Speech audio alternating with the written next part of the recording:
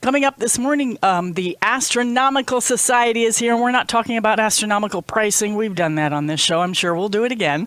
But we're talking about the stars, the skies. As a little kid, do you remember going out on the beach and you could look up at night and it would just take your breath away, whether it was the Milky Way, whether it was strange shapes that you weren't sure was a mermaid tail or some kind of scoop, like a coconut scoop. You know what I'm talking about. Here to tell us more about it, we have Ty Miller, the president. Good morning, Ty. Hey, good morning. Thanks for having me on. Well, we're excited about this today because I think getting to know the skies and getting to know the planets is somewhat of a dying hobby, and that's a tragedy. It is a shame, but hopefully that we have the Astronomical Society, which offers events to allow people to learn more about the skies, and it's really a big part of Cayman culture as well, particularly with regards to the seamanship and navigating it in the skies. So it's something that's really close to all of us, looking for coconut scoops in the sky. Speaking of which, the Big Dipper, which looks a bit like a coconut scoop, is actually high in the sky right now. So this is a good time to talk about that. It really is, and there's some exciting events coming up with our planets, and so I'm so glad you're here to take us through some of that. But first of all, apparently tonight there is something to look out for. There sure is. The International Space Station actually is going to make a pass over the Cayman Islands tonight around 8:10, and it's going to rise in the northwest, and it's going to head south and disappear into the south. But it's going to be quite low in the sky. But tomorrow night is going to be a really nice pass. Great pass. So to explain again, tonight at about 8:10 p.m., if you look to the west, you'll see it just kind of skimming across from right to left across the horizon. But tomorrow night at 7:19, you'll see it pop up and go across all the bright things in the sky, like the Pleiades stars and the brightest stars in the sky, like Sirius and Canopus, and then disappear into the Earth's shadow in the south. And that's tomorrow night at 8:10. That'll be really cool. Well, and the thing is, that's not too late, guys. Sometimes if you want to see interesting things in the sky, you got to wake up at ungodly hours like 2 and 3, but that's not the case. There's so many neat events going on here. And one of the announcements that I pulled off of your Facebook page from the Cayman Islands Astronomical Society is that the International Space Station doing the grand tour, as Ty just described, is going to be fantastic. So, you know, I have a good friend. I'm not going to call your name. Don't worry. Don't panic. But they have been able to go out to Rum Point because school is still out. So the kids are still out of school, right? So they've decided to make a weekend of it out at Rum Point in Northside. And what a great view that'll be. Absolutely. And that'll be a great opportunity. The further you can get from the lights, the better. So honestly, here in Grand Cayman, some of the best viewing is out towards, as you say, Rum Point, Northside, even like East End, Colliers, places like that are wonderful. I mean, we were very lucky to do some events on the Brack in the past as well, on the lighthouse on the bluff. Super dark. The last one we had was a bit rainy, as some of you might recall if you came to that event. But the darkest skies are the best. So the Cayman Islands Astronomical Society was started when and by whom? The Cayman Islands Astronomical Society is set up by a few enthusiasts just over 30 years ago. We just had our 30th birthday party at Rackham's, actually, and that was a lot of fun. Cool. So the purpose of this society is to provide education on what's in the sky, or what exactly do you do? Well, the main thing is really for promoting the interest in astronomy and learning about astronomical sciences in general to the public. And so we are happy to come out. We do a lot of events with schools, charitable organizations, things like this. We're always happy to come out and either talk to the people or do a tour of the skies for people. And that's a lot of fun. And it's been really neat to see it go from strength to strength. And a big part of that also has been a tradition of doing monthly public viewing events. And we have one coming up next Thursday at 7 Mile Public Beach. There's a little grassy patch with coconut trees around it next to the parking lot, and that's where we set up. And You we'll mean be by there for 7. by the public beach? The public is invited to Public Beach. Okay. That's right. And well, the nice thing is with the new turtle lighting, with the red lighting, it's really good for astronomy as well. So it's really working out well, and we're really happy with that. And everyone's invited, and that's that's a great thing to do this Thursday. And one of the things that I like about your website, because of course I got to take a quick tour in preparation for this morning, is you have all these educational tidbits there. Some are geared towards the kids and some are just for all of us, because we can still feel like kids under the awesome sky. Well, thanks for that. There's one of my colleagues, Mr. Root, is really involved in the website, and he's done a great job in finding resources that are accessible to everyone, because that's really important. I mean, there's often a perception that things like astronomy is really a boffin kind of thing, and it's not. I mean, for example, on our board, we have people that are from all kinds of different backgrounds, and men, women, older people, younger people, and that's important that we have it accessible to everyone. Well, and I think one of the questions that I see on your website is, what kind of telescope should I buy? Can I see anything with binoculars? And do we have any resources here where we can actually see some of the planets that we can't see with just your average scope? Well, buying telescopes is a bit tricky. I mean, there are telescopes available on island, often sort of they're entry-level telescopes, but be wary of those because sometimes you might wind up in a situation where you'll outgrow them, or it looks a bit like looking down a toilet paper tube. They're very thin. I think I've seen a few of those over my years. Right. But you mentioned binoculars, and they are an excellent opportunity for seeing things in the sky because telescopes aren't so much about magnification, making things bigger. It's actually letting more light in. If you think about your pupil as a tiny little dot in your eye, right? And all the light you get has to come into that little dot. But if you have binoculars, this big kind of circle that all the light can come into, or a telescope with a much bigger circle the light can go into, you get more light and you can see more. So you'll see more stars even where it looks dark. So to answer your question, yeah, binoculars are a great way to get involved. And you can use them during the day, too, to look at our nice wildlife and such. Yeah, but you have to know what we're doing. When we come back, I have to share some of my mishaps with binoculars, and perhaps Ty can help me use them better. We'll be right back after this. All right. Welcome back to Cayman Crosstalk, everyone. And in studio with me is the president of the Cayman Astronomical Society, Mr. Ty Miller. And Ty, right before the break, I was talking about my mishap with binoculars. I don't know. First time I wore a pair, obviously you've got to adjust it to the distance between your eyes, which they're usually built to allow for that adjustment. But I always found like just winking one eye closed and still trying to use them worked better for me. I guess I didn't know what I was doing. How are you supposed to use binoculars properly? Well, the trick with binoculars is getting that distance right. And there's a couple ways to do it. One, you could just put the binoculars under your face and have someone else look at you and see, are they actually lined up with your eyes? Okay. To get the distance right. And just find out what's most comfortable for you. And then just try it during the day. Focus on a little bird sitting on a wire far away and get the focus right and give it a go. I mean, but if you find that it works better closing one eye, then just keep trying. So there's no rules. Well, there often on binoculars, you can individually adjust the focus of one of the eyes as well. So it might be that your eyes might like a little bit of a tweaking from side to side. Yeah, my eyes could use a lot of tweaking now. I'm just kidding. I've had to wear prescriptions lately with 3 different ways to view things, and so that takes an adjustment too. But for all of you out there that want to go out and enjoy the skies, your Cayman tradition was something Mr. Miller referred to early on in the show this morning. And I remember we used to have Pirates Week Heritage Days, and East End is notorious for having one of the best historical displays of days gone by, and there's some seamen up there that still have sextants, or at least they did then. And the sextants, to learn to use those to calculate and navigate and all of that seems quite complex today. But back then it was just like getting up and making a cup of coffee to those gentlemen.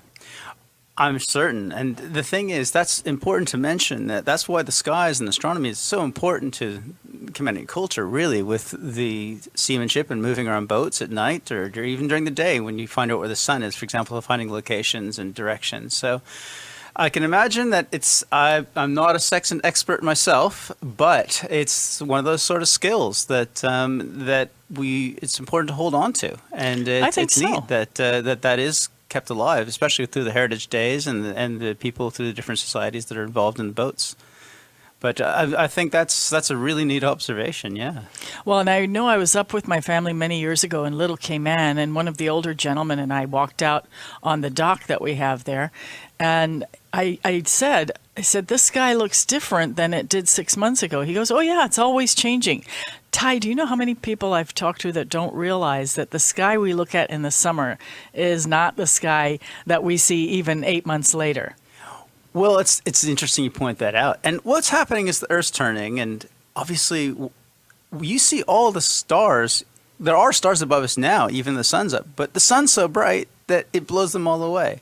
But the thing is, as we go around the sun's often around different parts of the Earth, so it's kind of blurring out different parts of the sky. So at night, you'll see different stars every night. They don't change very much from night to night. But for example, right now, after the sunset, you look out towards where the sun was, you'll see some familiar sights like Orion's belt. You know, you'll see that quite low in the sky right now. But earlier, like a few months ago, that would have been almost overhead at sunset. So things do change slowly. But now, as we get later in the night, you'll start to see Scorpio rising, which you might recognize this big kind of scorpion, long constellation across the sky. And the story is you'll never see Scorpio and Orion at the same time. Oh, wow. Because the myth is that the Scorpion was sent to go kill Orion. So they were cast upon the sky on opposite sides. So when one sets, the other one rises. So they say. I love it. I love those traditions. But so if I were to say what is the brightest thing in the sky that we would see right now in the Cayman Islands, what would the answer be? The sun. No, okay. Well, okay, no, you know what, guys? Because I'm leading up, I love to give away stuff, and so I had to ask that question. If you heard his sort of whispered response, remember it, because you might win a $25 gift certificate to Walk and Roll. Ty, I think what I'd like to do right now is, what is the largest instrument through which we can view the sky? And I believe it's still located at UCCI? At UCCI, there's an observatory, and the Cayman Islands Astronomical Society has always had a warm, close relationship with UCCI. At UCCI, there are some instruments for looking at the sun particularly. Because if you think about the location of that observatory, it's right next to the Truman Bodden Sports Center. It's right in the middle of town. So for nighttime observation, it has challenges because there's so many lights around. But for the day and looking at the sun, it's perfect. And there's some equipment that's really well set up for looking at the sun. Some of the largest telescopes we have for nighttime viewing are actually portable. And for example, we have one of the largest telescopes on island in the society, and which it'll be there on Thursday at the event at 7 Mile Beach, 7 p.m. Well, I'm happy to say that while you were explaining that to us, we have 2 winners, and I'm going to give away 2 because I'm in a Friday mood. So let's go back then. Your next big event, we can see something tonight. Tomorrow night is better. Mm-hmm. I'm going to have you explain that again. Sure. Yeah. Well, tonight, the space station was going to make a tour over the Cayman Islands. So around 8:10 p.m., if you look to the west, you'll see it kind of skirting across the horizon from right to left, a bright dot. Now, the space station itself doesn't have lights on it. But it's big. It's the size of a 747. It's bigger than the playing field. So how are we able to see that? Great question. Well, what happens is, just after sunset, we're in the dark because the sun's gone down. But because the space station is several hundred miles above us, it's still being lit up by the sun. So if you have the situation where we're in the dark because the sun's set for us, but because it's so high, it's still being lit up by the sun, we'll see it reflecting the sunlight. And that's why when it goes a bit further you get further away from the sun, where the sun's set, it'll disappear. That doesn't mean it crashed. It doesn't mean there's been a tragedy. It just means that it's entered the sunset itself. It's entered the darkness, so it disappears. Now, so tonight at 8:10, look for it. And tomorrow night, there's going to be a super bright pass of the space station, and that's going to start at 7:20 p.m., and it'll finish at 7:26. And then you see that go across the western sky. And that is probably going to be really beautiful if you can find someplace nice and dark, as you said. Well, yeah, but it's so bright. And now we mentioned the brightest thing is the sun. Now, that's true. But tomorrow night it'll be the brightest thing in the night sky, will be the space station. The moon's also very, very, very bright, too, to be fair.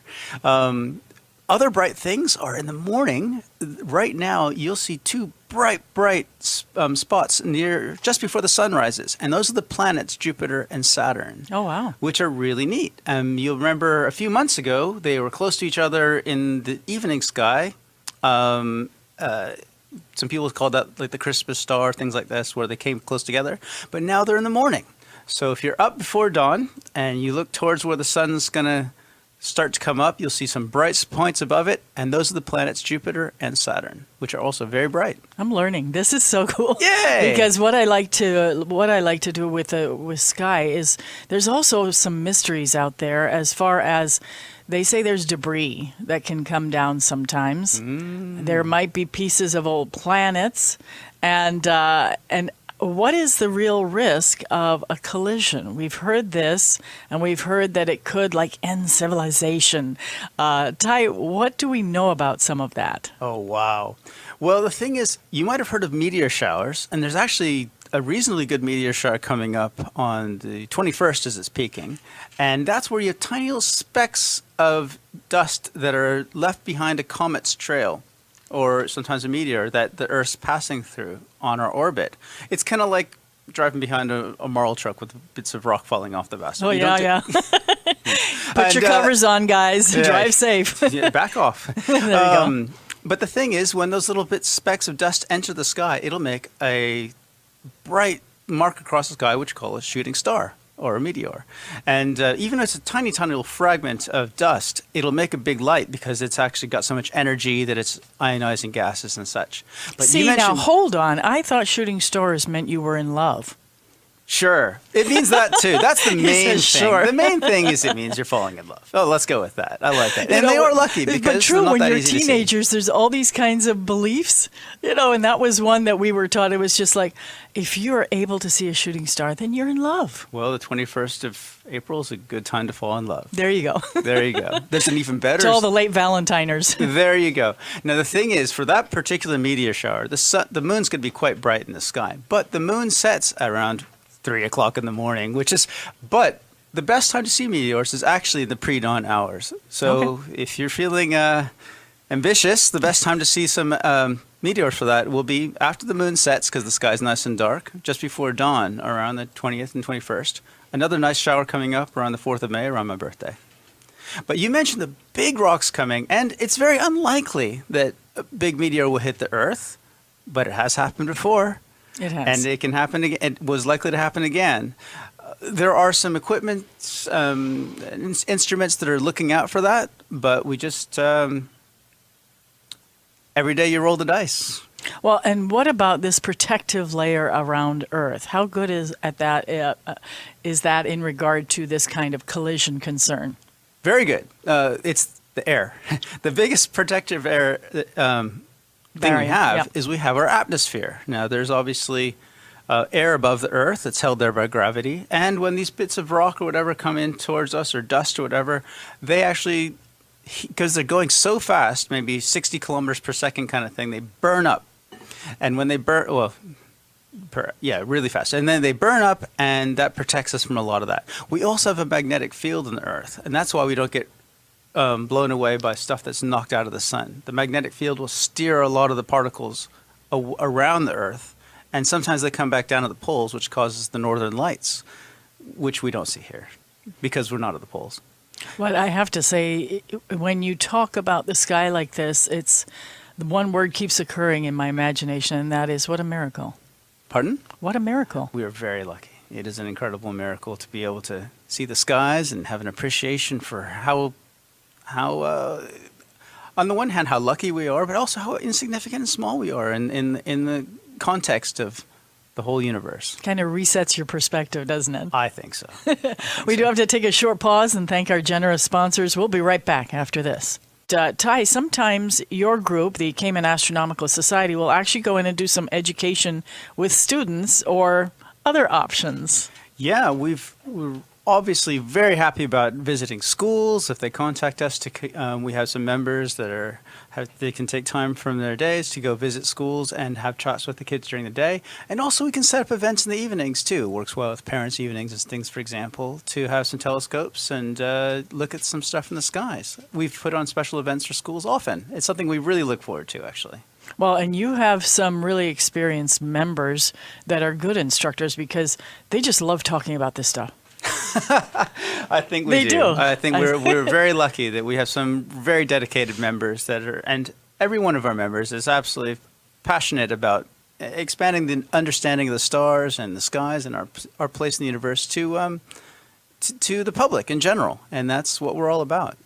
And there's a belief system out there that when the world gets more chaotic, like some of us believe it is right now, going back to understanding our Earth and our skies becomes even more important to all of us as human beings.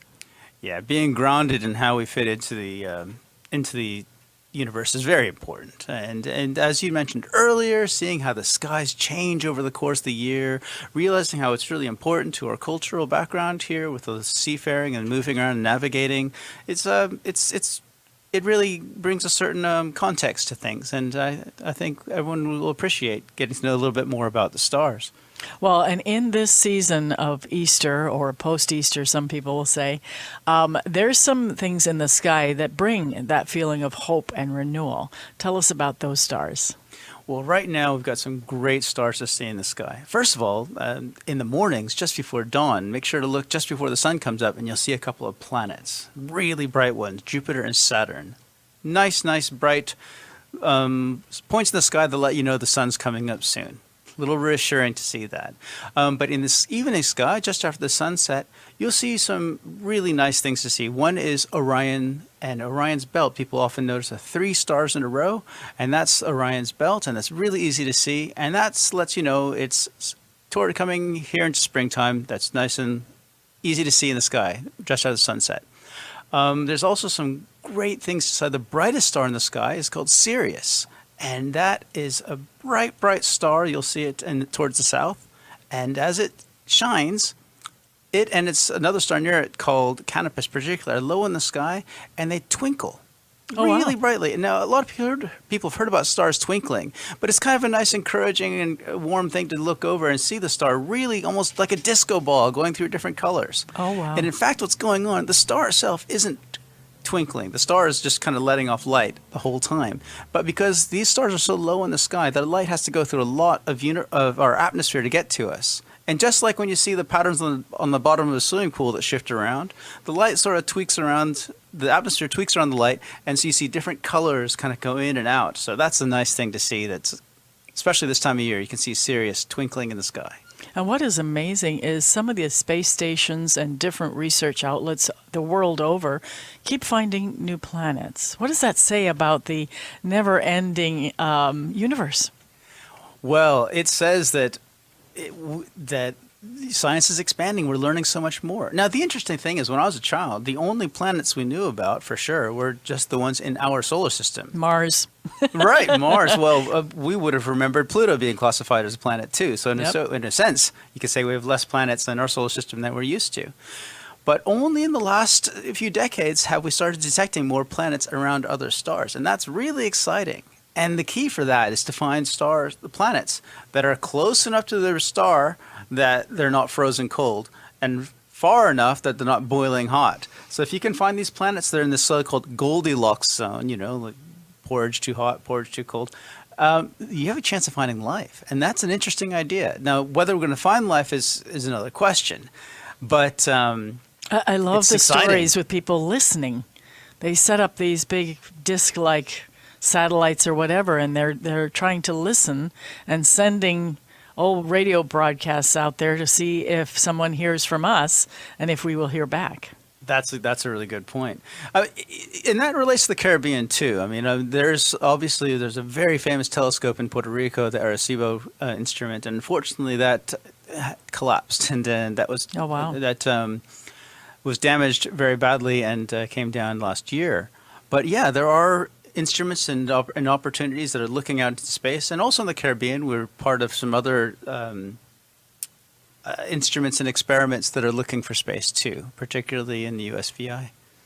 Well, and some people are already working hard to create communities, if I can use it that way, on another planet, because they're believing that we might just mess this one up, so we need an alternate place. Well, that's an interesting idea. I mean, there are people that have ideas about moving to Mars, for example. There's a certain entrepreneur who lives in LA who's very excited about that, and who knows? Who knows? I mean, that gentleman has a way of making things happen, it seems. So, It seems. I think everybody within earshot knows who we're referring to. But one thing that is good about the skies is, going back to the navigation here, you can't rely on your electronics. If you are an avid boater and you go up between the sister islands all the time, or indeed go around the Caribbean once things open up again, things can die on you. And so navigation by the stars is really your only backup. Absolutely. And we can't stress enough, it's a big part of our background, in the cultural background of Cayman, to be able to navigate by the stars and have an appreciation for how these things work. And the stars won't let you down. They'll always be there unless it's cloudy. So my PA just handed me a note that says goats. I don't know if you've read this story online, but apparently they're sending goats out into another planet, to Mars. Elon Musk. That's a new one for me. I like the story. I'm looking Google forward it, people. I will be learning more about goats going to Mars. That's why not? I guess why not, but they were thinking along the lines of, if they do create a community, you'll have the goat milk, you'll have, that kind of thing for fresh supplies for that community on another planet. But, I think outside the box thinking is fantastic, especially if you have the finances to do so. Well, and the vision and the dreams. And I think that's one thing the Astronomy Society is all about, is letting the public know that give it a go. Don't, learn about how the world works, and don't be discouraged, to learn more. So that's the amazing thing about goats. I didn't know about the goats. So I like the goats idea. It's pretty random. They eat everything, so who knows? Maybe they'll chow Mars rocks. Oh, don't say it, because then we get more rocks coming at us. But I do want to once again ask people, if you're interested in some of the events that are upcoming, the actual planned event you said was for the 15th of April? That's right. On the 15th of April at 7 Mile Public Beach, we set up a lot of telescopes. It's free to the public, and it's always a lot of fun. From 7 p.m. And it's by the parking lot. There's the children's area, and there's little coconut trees around the outside. There's a little grassy patch there by the children's area. And it's a great event. We typically have a public event every month, and our next one's coming up here on the 15th of April, and that's a Thursday. Now, sometimes we're asked, why do we have them on funny days of the month? The reason why, it has to do with the moon. The moon is a great thing to look at in the sky, but if it's too bright and too big, it blows everything else away because it's so bright. So we typically go for a moon that's a thin crescent. So it's something to look at, but it's not so bright that it spoils the view of everything else. And for those of you who aren't sure the location that he's talking about and referring to, you are talking about the West Bay Public Beach near the Seafire Resort, correct? Absolutely. Okay. That's the one. Just to make sure. Public Works calls it 7 Mile Public Beach on their website, so that's what we call it. Okay, the 7 Mile Public Beach. Go on down there on the 15th of April, and it starts at 7 p.m.? That's correct, and we'll be there for a couple hours, and everyone's welcome. Now, I want you guys to get your questions ready, because we only have one round with Ty Miller here, president of the Cayman Astronomical Society. So if you have any curious questions about your sky, call us on 233-1019 or message us on 324-1019. We'll be right back after this. Ty, you have shared some incredible visions with us this morning, and lots of opportunities to get to know the sky better. And the Astronomical Society, they were founded, I think it was in 1991, if I correctly remember. And these members, they just love the skies, as do you, I'm sure. Oh. And tell me something about what we can see tonight. You've mentioned it a lot earlier in the show, but for people just joining us, what can we see tonight and tomorrow night especially? Well, thanks. tonight is a really neat opportunity to see the space station go across the Cayman Islands. And the space station appears like a bright, bright white dot in the western sky. It'll appear at 8:10 p.m. And you said, for us who don't understand east, west, north, south, look on the right side? You could look at it that way. It's going to appear in the western sky, which is kind of towards where the sun had set. There you go. So it's going to appear from kind of not far from where the sun set. And it's at 8:10 p.m. You'll see it kind of skirting along the horizon from right to left as a bright white dot that's going to go across. Now, it doesn't have its own lights. It's reflecting the sun that has already set for us, but because it's several hundred miles above us, you can see its light. But tomorrow night, it's going to be super bright. And tomorrow night at 7:20 p.m., look in the northwest where it starts, and it's going to come across the sky a bit higher this time. Again, from right to left. And it'll cross a lot of really neat things in the sky. The Pleiades star cluster and the Orion's belt asterism, you'll see. It'll go past these things. And the brightest star in the sky called Sirius. It'll go right by that too. And so that's tomorrow night at 7:20 p.m. Look for the bright space station to go across the sky from right to left between 7:20 and 7:26.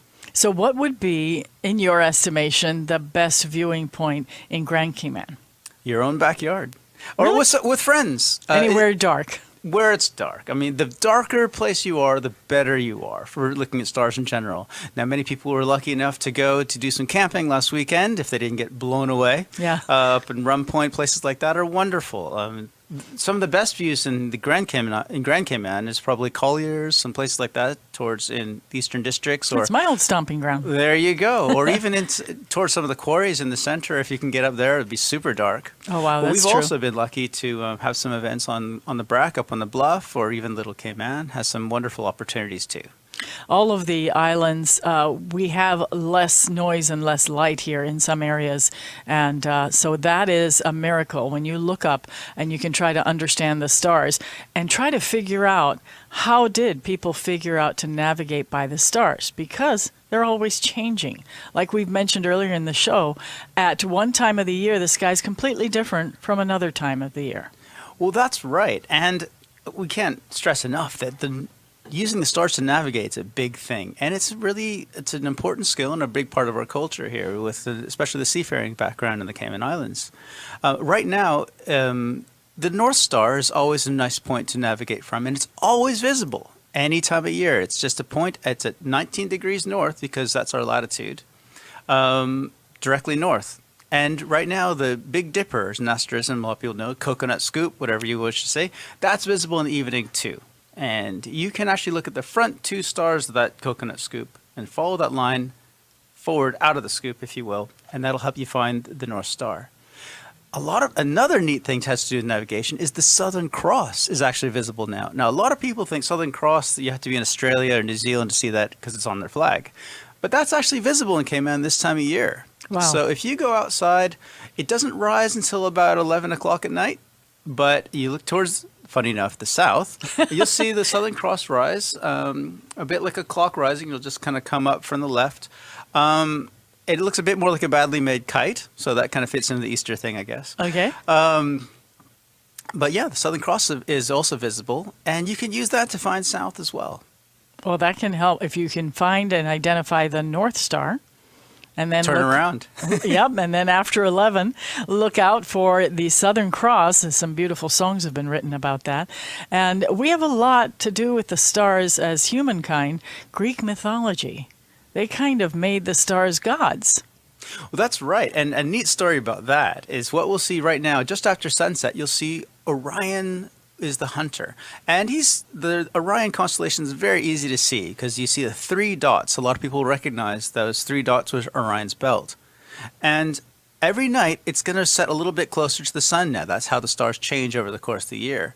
But once Orion sets after the sun, Scorpio rises. Now, the story is that Scorpio was sent to kill Orion. Wow. So you'll never see the two of them in the sky at the same time. The gods cast them upon opposite sides of the sky. That's the idea.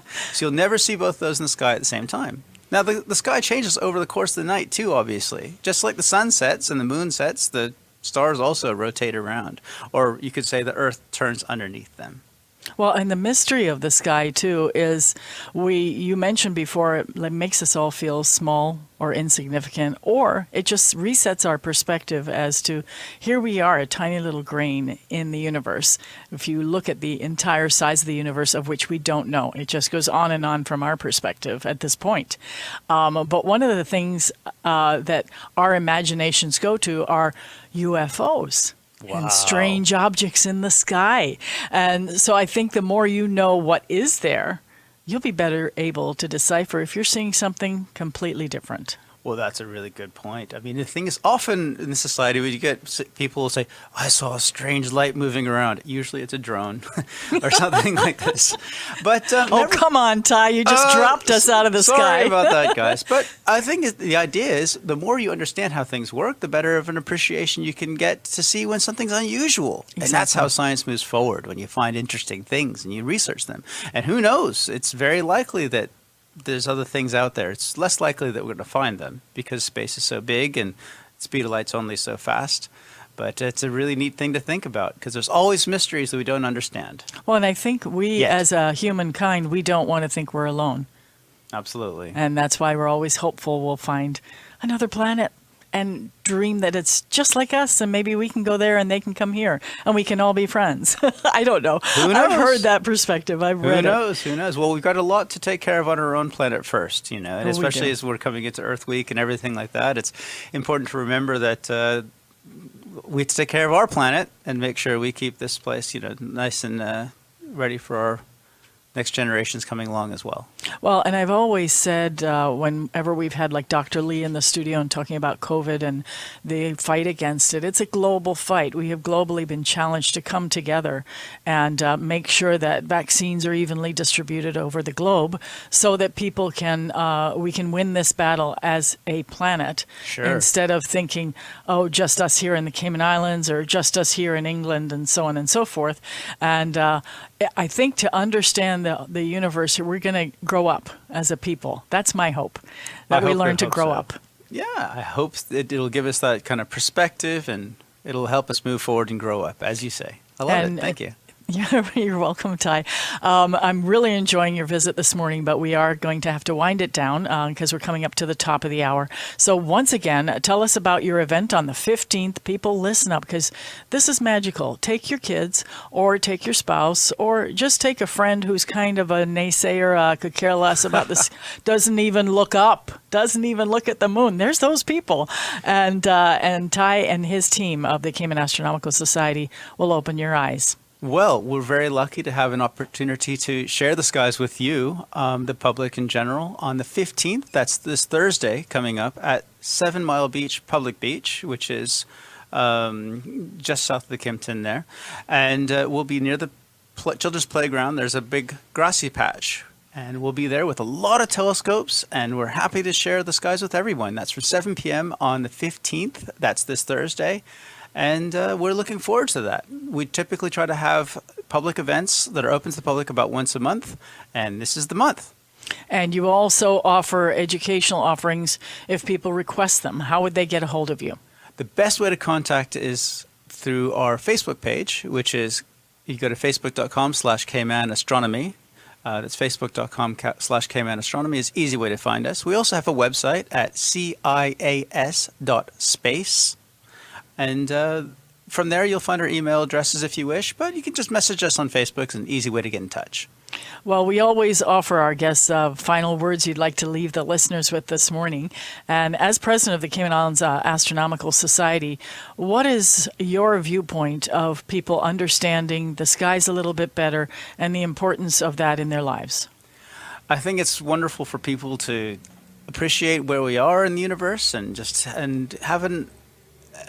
be open to the amazingness that is the skies and how we all fit into it.